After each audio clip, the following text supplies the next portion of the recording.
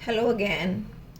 So in the last video हमने बात की थी कि हम इस चैनल के द्वारा स्पोकन इंग्लिश यानी कि अंग्रेज़ी भाषा को बोलना सीखने का प्रयास करेंगे ना। सबसे पहले हमें यह पता होना चाहिए कि हम क्या सीखने जा रहे हैं या हम क्या सीखने का प्रयास कर रहे हैं, तभी उस चीज़ को सीखना आसान हो जाता है।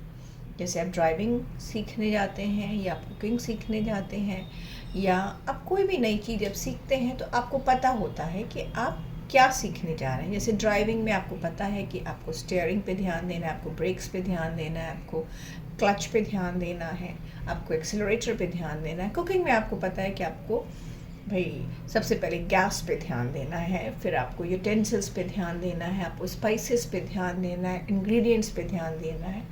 इस तरह से जब हम एक भाषा को सीखने जाते हैं तो हमारा ध्यान कहाँ होना चाहिए।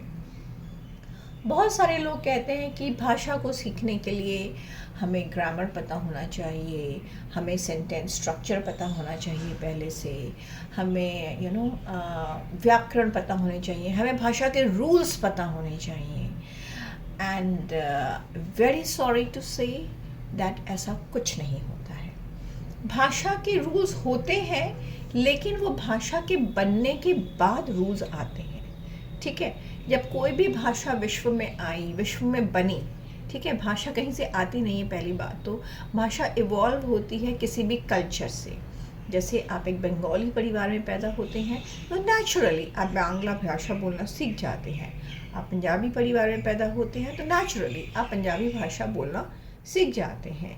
ऐसे ही मराठी, तमिल, तेलुगु, मलयालम, ये सारी भाषाएं उन लोगों के लिए बहुत सरल हैं, बहुत सिंपल हैं, जो उन्हीं फैमिलीज़ में पैदा हुए हैं। किसी आउटसाइडर के लिए, किसी बाहर के इंसान के लिए वह भाषाएं उतनी ही जटिल और उतनी ही मुश्किल होती हैं। तो जब हम किसी फैमिली में एक पर्टिकुलर भाषा के तहत किसी फैमिली में पैदा होते हैं तो हम वो भाषा कैसे सीखते हैं? क्योंकि हमारे आसपास वो एनवायरनमेंट है, हमारे आसपास लगातार लोग बोल रहे हैं उस भाषा में, तो हमें कभी इस चीज़ में दिमाग नहीं लगाना पड़ता कि अच्छा स्त्रीलिंग है तो मुझे जाती है, खाती है, इस तरह से बोलना है, पुल्लिंग है तो मुझे जाता है, खाता है, इस तरह से बोलना है। It comes very naturally to us because we have been listening to it right from the day we are born, right from the day we are born, although we are not responding. Fine, जब हम बहुत छोटे होते हैं हम respond नहीं करते हैं, लेकिन आप देखते हैं जब एक बच्चा पैदा होता है तो एक दो दिन के अंदर ही आप चुटकी बजाते हैं, वो रिस्पॉन्ड करने लगता है। आप उसके सामने हंसते हैं, उसके सामने कुछ कविता गाने का प्रयास करते हैं तो वो रिस्पॉन्ड करता है। That means he is getting what is going around him. The only thing is he is not able to respond at such an early age. यही चीज़ हमें हर भाषा में लागू करनी होती है। लेकिन क्या होता है कि जब भी हम कोई फॉरेन लैंग्वेज सीखने का प्रयास करते हैं, स्पेशली अगर हम इंग्लिश की बात करें, तो स्कूल्स में जिस तरह से इंग्लिश सिखाई जाती है उसको भाषा न बनाकर महज एक सब्जेक्ट बना दिया जाता है, एक विषय बना दिया जाता है कि इसके रूल्स हैं। ठीक है, पास्ट टेंस है, प्रेजेंट टेंस है, फ्यूचर टेंस है, एक्टिव, पैसिव, इंडेफिनिट, डेफिनिट, बहुत सारे रूल्स में उस भाषा को बांध दिया जाता है। मैं मना नहीं करती हूँ कि भाषा के रूल्स नहीं होते हैं या नहीं होने चाहिए, ऑब्वियसली होते हैं। लेकिन एक बच्चा 2.5-3 साल की उम्र में स्कूल जाना शुरू करता है, क्या उससे पहले वो बोलता नहीं है? क्या उससे पहले उसको बोलना नहीं आता? वो व्याकरण, ग्रामर, रूल्स तो बड़ी क्लास में जाके सीखता है, ठीक है, पर क्या उससे पहले वो करेक्टली नहीं बोल रहा होता है?